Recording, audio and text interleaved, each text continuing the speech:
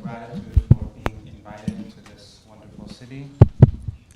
Istanbul reminds me very much of Iran, and the similarities, as I've said before, to my friends in Turkey is quite striking at multiple levels. The point of start for me, I think, is interesting because it's linked to events that we see today in Palestine and the issues surrounding Al-Quds and the notion of Western values and human rights and democracy. My argument here is not whether the United States or Western countries abide by human values and human rights. I think that many scholars in the West would agree to strong criticisms of the behavior of Western powers and Western-dominated institutions, including the United States. But I think fewer would be willing to accept the notion of Western culpability and moral culpability, in particular at the theoretical level, and to accept the notion that whether Western countries adhere to their values or not is one thing, but whether those values, or at least some of those values that they promote, actually are good for humanity or harmful for humanity. And this, in my opinion, questions the whole notion or the whole narrative of the so-called free world and the civilized world as a binary or a part of a binary where the rest of the world is, of course, not free and uncivilized, and whether Western countries deserve the role of leadership in the international community. I think that not only would many Western scholars disagree, but I think that many scholars from the non-Western world would disagree with my argument. And in my opinion, they are so adherent, some, to Western so-called values that they are not willing to see anything existing beyond what we would call the metropolis. My question, therefore, is whether we truly question concepts such as liberalism, individualism, and capitalism in a proper sense. Not that we should negate any element within these ideas, but whether we should view them as positive per se. One reason why it is difficult for us to critique them is because, in my opinion, our minds have been colonized. When the conquistadors first went to the Americas, and they so-called discovered America, and you all know that there were already tens of millions of people living in the Americas who did not need to be discovered. But when they met them, a number of interesting things happened.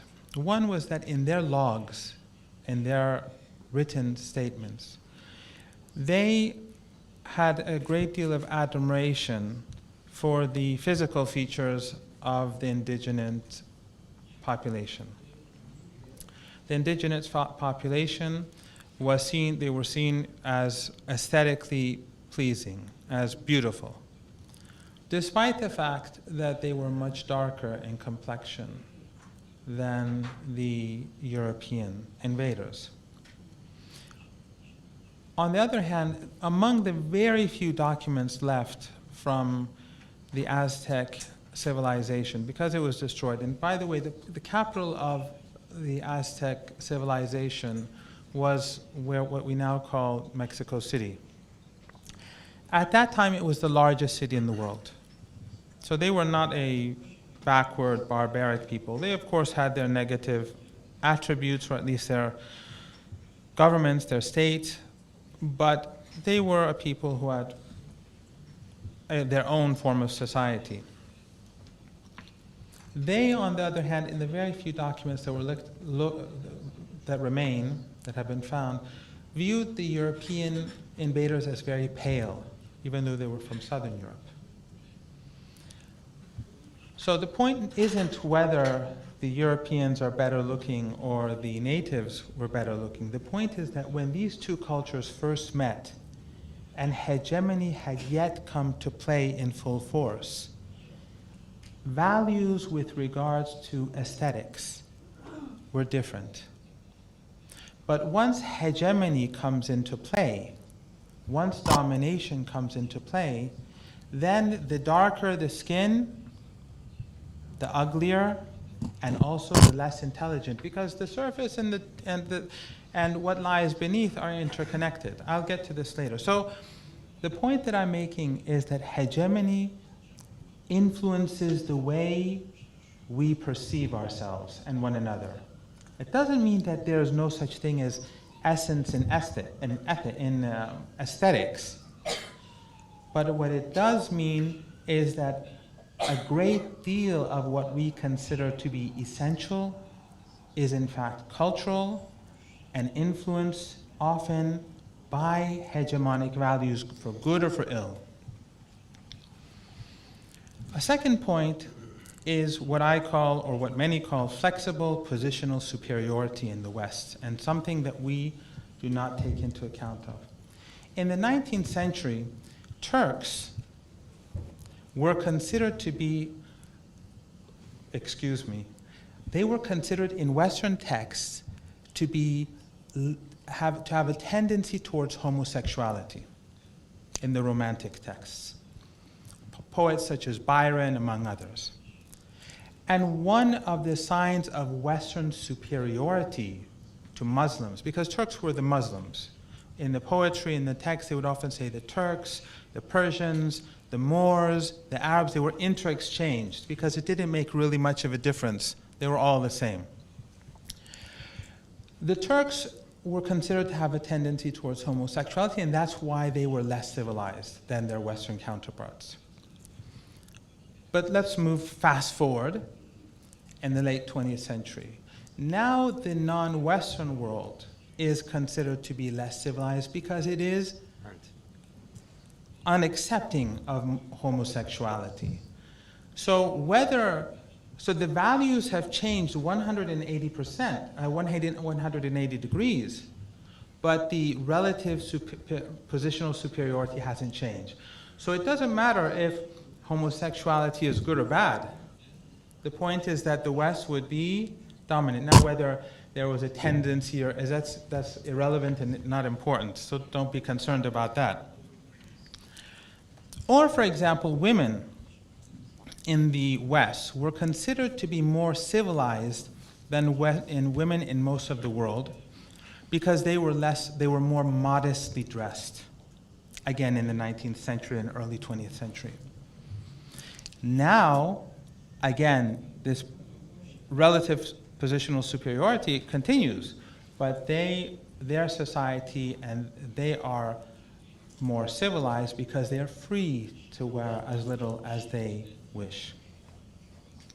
Now, again, I don't even want to go into the whole issue of Hollywood now, Weinstein, how the commodification of women in Western society and the sexualization of the female body, what harm that has contributed to the West and the world. But the point is that this relative positional superiority means that if the values change, they still have the upper hand in morality, even if it's completely undermined. How is this important? Because through hegemony, it is not only the Western world that views itself in a particular way, but also the non-Western world, because of the power of culture. And when I say power, I don't mean it in a positive or negative way. But the power of culture influences. There's a very famous novel in the English language by Toni Morrison, an American female African-American novelist, called The Bluest Eye. In it, a young African-American, she wishes to have blue eyes. Her name is Pecola. It's a very bitter novel, very bitter novel. But her whole dream of beauty is for her eyes to be blue, which is impossible because, of course, she's African American. And she's even ridiculed by those African Americans who have lighter skin. Why? Because it is imposed upon society that the lighter the skin, the better, the greater their value as human beings, aesthetically and otherwise. It is imposed upon them. As I remember what I said earlier on about the conquistadors. Ultimately, she goes mad. Why? Because she cannot reconcile that which she cannot have and that which she is. Because she's been forced by society, and she has ultimately accepted the notion that she is somehow inadequate. We can see this in how people in our part of the world and in other parts of the world, they operate on their nose, their eyes, how they permanently change the color of their hair, not for the sake of change, but to look Western. You see it on the covers of journals and so on. You can see it in China, you can see it across the world. Even, I would say, that we have the same problem in academia. So, for example, as an academic at the University of Tehran, if I explain or if I discuss an Islamic philosopher or a Chinese thinker, a significant number of students would be disinterested. But if I was to explain Heidegger or go into Hegel or Derrida or someone else, students would look at me and think, he knows what he's talking about. Or if I have a particular accent. In fact, let me give you there's one thinker actually in the West who is non-Western, who they do admire, and that is Gandhi. But sort of it is for the wrong reason. Because Gandhi himself, first of all, once famously was asked, when he first went to England, what do you think about Western civilization? And Gandhi famously responded, it would be a good idea. But more importantly, in other words, he was saying that it's questionable whether it is civilized, because he refers to what happened in his homeland. But Gandhi was so highly respected because of his anti-violent policies, his pursuit of a policy which refrained from any form of violence. But those who studied Gandhi know that actually Gandhi used different militant organizations who were resisting British occupation as a tool for negotiations. He was basically saying to the British, it's either me or them. He never condemned them. So he's a very complicated person in himself. But on the whole, when we study intellectuals, if, for example, I was to write an article in an academic journal, and I was to publish it in an Iranian journal, what would be the difference in reaction among students and colleagues than if it was published in an American journal? And in an American journal, obviously, I have to write in a certain way because I have to abide by certain standards. A small example. I wrote an article about the Iran-Iraq war, where in the West it's often said that Iranians, and in history books too, and among other books, in other words, in academic works, that Iranians carried these keys to heaven, these plastic golden keys. I was in the war. You can find on YouTube footage of war, no one had keys to heaven. You could speak to hundreds of thousands of soldiers who were involved and their families who were involved in war. There are no keys to heaven. And I actually alluded to this in my article, which was to a very important American Studies journal in the United States, which I won't name here. And the referees, who were academics, said, after reviewing the piece, that your article is fine in certain ways, but among the problems is you say that there were no keys to heaven. You have to prove this. Those of you who know logic or philosophy, you know that proving a negative is impossible. For example, if I accuse one of you of theft, right? I say you stole something. You cannot prove that you didn't. Proving a negative is impossible. I answered to the editor of the journal. Actually, it was the Journal of American Studies, so there's no secret about it. But in any case, I told her that if I was to write an article that saying American soldiers in Iraq had keys to heaven, you would reject the article immediately because you would say that it's irrational. Americans wouldn't do such a thing.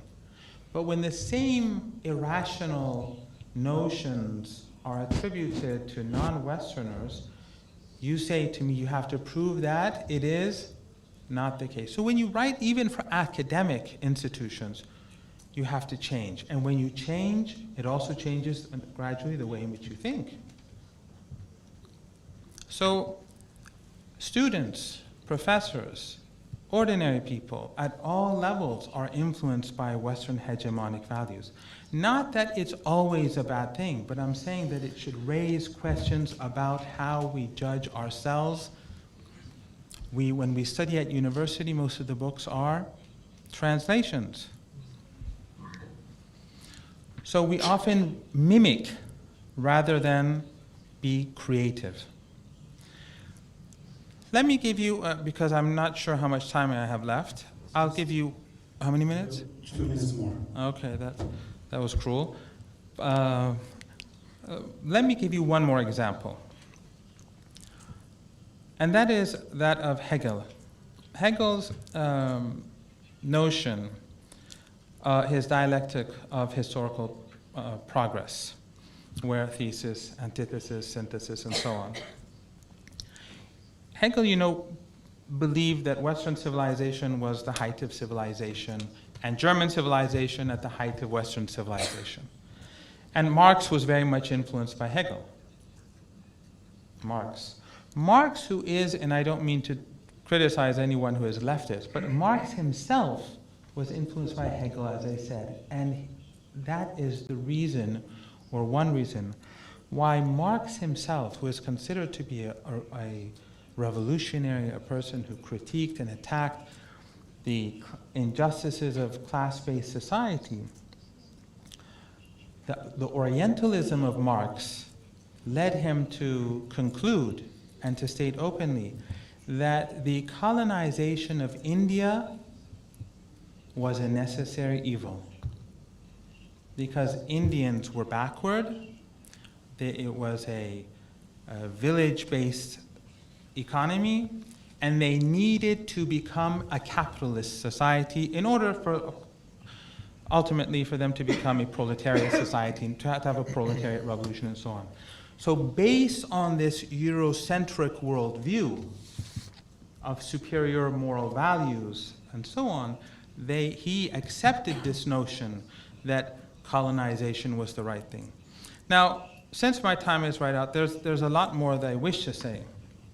But I want to stress that I'm not saying that everything Western is wrong. Because as soon as I make these comments, many of my colleagues and Western colleagues and some of my Iranian colleagues are quick to say that you're rejecting everything. And no, that's not the point. The point, though, is that Western values, liberalism today as we see it in the United States has led to what we see. Individualism, the selfishness of individualism has led to global warming and the imbalances of the world where we are moving towards total destruction because of this ideology. And the sexualized and liberalism and individualism at the personal level has led to the crisis of values that we now see in Hollywood itself, which is the symbol of American values. And of course, human rights mechanisms or organizations, Human Rights Watch, Amnesty, you can talk about where they get their funding, and there's a lot to say.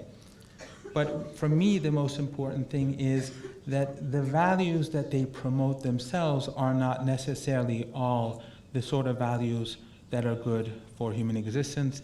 And the reality that we see today in Palestine, where apartheid is accepted by the Western world, and every time we discuss apartheid in Palestine, they ignore the comments, shows that something is deeply wrong. Thank you. I just want to add a couple of things that I said in context with the broader discussion that we were having.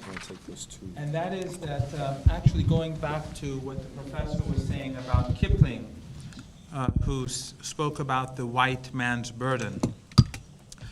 Why is it that Kipling thinks that the white man, and he sincerely thinks so, that the white man has a burden? That is because of the belief that either racially or culturally there is a hierarchy. Remember, again, Hegel and this Hegelian notion. So the adult in the house or the adult in the room has greater legitimacy than the child. The adult may slap the child. The adult may abuse the child. But at the end of the day, it's the adult and the child. The adult has greater credibility. Why is this important? Because when a country colonized another country, one of the most important justifications is legitimacy. If a community is childlike, then they have less rights over the land because they do not understand land. They do not understand ownership properly. They do not understand what it means to rule themselves. They are not mature. And therefore, there's a moral justification for colonization. The same is true for hegemony. There is a moral justification. A few years ago, I didn't want to look it up during the session because I thought it would be distracting. Amnesty International in the 1990s, I think. No, sorry, in the first decade of the 21st century, NATO had a conference in Chicago, I think. And Amnesty International held a session in Chicago. I think it was called Stay the Course. In other words, Amnesty International was saying that NATO must remain in Afghanistan for the sake of the women and so on and so forth. Who was the keynote speaker for Amnesty International? It was Madeleine Albright. Madeleine Albright, who was the Secretary of State of the United States during the period when Iraq was facing maximum sanctions. Up to the point, she had a famous interview. As you know, 1 million children died as a result of the sanctions. At that time when this interview was carried out with Madeleine Albright, the Secretary of State of the United States, 500,000 had died. And the reporter asked her, 500,000 children have died as a result of your sanctions against Iraq. Do you think it was worth it? And she says, yes, I think it was worth it. This mentality in Amnesty International, Madeleine Albright, in the Western world is based upon this assumption of a burden, the adult. Professor, while you're talking about that, just a note, the question, while referring to the white man's burden, this question is to Professor Marandi. The issue is that, the question is that, I understand the implications, the practices that have been conducted through this region, especially that have been conducted against the rest of the world, the non-Western countries and geographies and nations and so on. All of the examples so much, very much familiar to the people who are in this hall and listening to you, and those who are talking at this desk, and to Africa, from Asia to Africa and the Middle East and so on. But the fundamental question is that, who is the norm maker here, and what are the sources for the Westerners that they regard themselves as natural and the inevitable and the only norm makers? What are the sources of this notion? How is that possible that someone can see so much naturally the only carrier of the truth? That's a very complicated question, and there are two things that I'd like to point out here.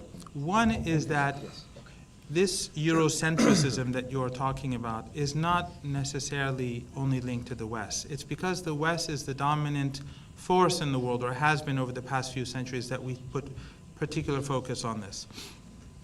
Otherwise, in communities, in countries, in regions across the world, tribes, villages, in Iran, one let's say village against another, one race against another, one language. This is something that is a part of the human condition.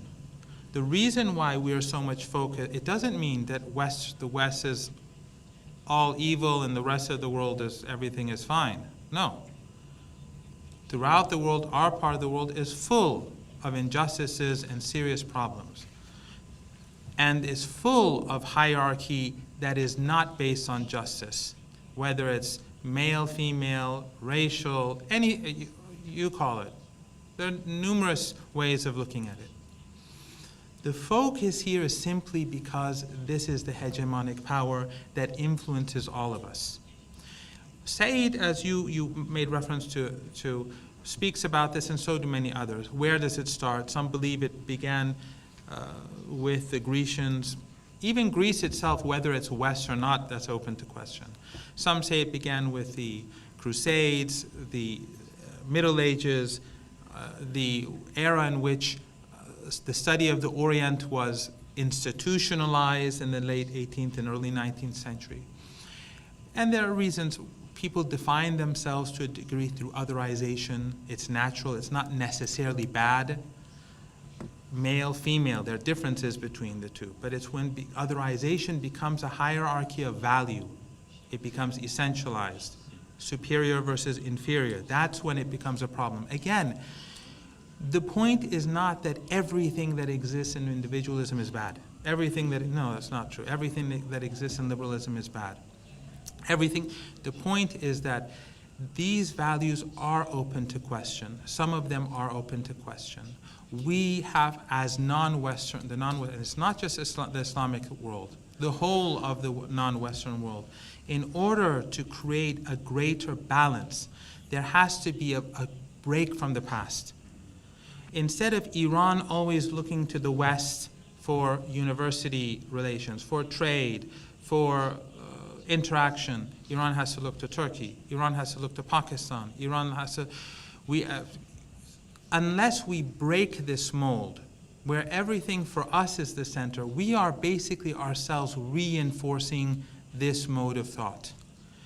It does not mean, again, that, as rightly pointed out, that the opposite is good.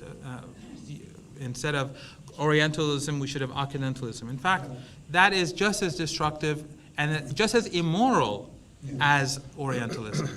Yeah.